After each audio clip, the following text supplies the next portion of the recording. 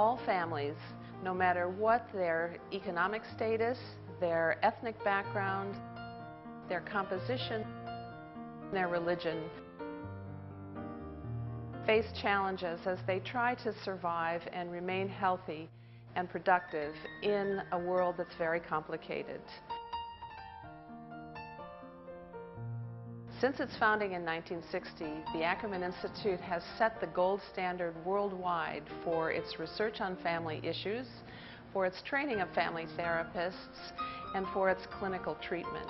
For every trainee that we train, it's like dropping a stone into a pond. As they go back into the community, they not only go back to treat families, and often many of them, but they're often in very senior supervisory roles and themselves are training other mental health professionals. The students that I work with are fourth-year residents in psychiatry. Every year I am asked by several students if they can actually go on from their training to come to Ackerman themselves. It makes me feel really proud that I've been able to learn so much here, and I'm helping to train the next generation of clinicians. Ackerman is a cutting-edge think tank, and we have some of the most prominent thinkers in the field of family therapy. And to come together and have a set of core beliefs, but also having the space to sort of see where we differ, but also come together is exciting, is really exciting. And I think we take that back to our students. And one of the things that keeps this institution alive and exciting is the fact that all of our teaching faculty, the vast majority of our teaching faculty, are also engaged in cutting-edge clinical research. The work that I do in the gay and lesbian, bi and trans communities embraces different aspects of family work.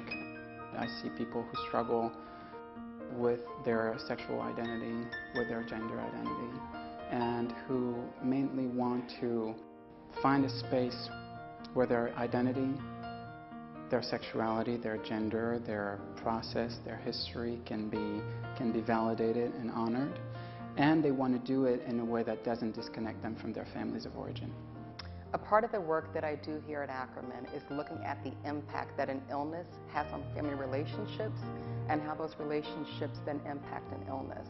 And it's through the Ackerman relational model that I help families acknowledge that there is an illness in the family dynamic, but also helping them not to organize their entire life around the illness, and really helping them get back to normal, such as having dinner together, going back to school, going back to work. Those kinds of normal family routines and rituals. For the last 3 years, we've been working with an adolescent diversion program, which is working with families in the community where children have been in contact with the criminal justice system.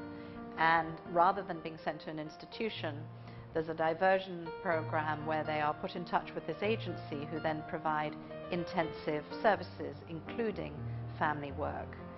And this program in particular is remarkably interesting and has benefited from our partnership and are a pilot project which will ultimately be replicated in other communities nationally. As a board member, I've come to really respect the principles that guide all that Ackerman does. Each of us can feel alone or insecure at times, and no matter what our external facade is, no matter what our history or our economic condition or our relational support system is, there are few places to go where one feels received and not judged. Ackerman is such a place. Ackerman is the beacon of light for therapists that believe in the power of family therapy and the power of families.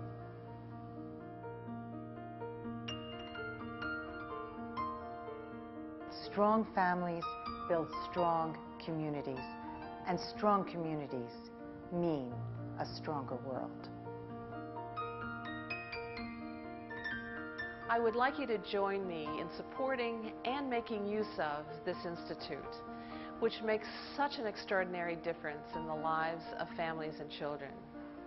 Thanks so much.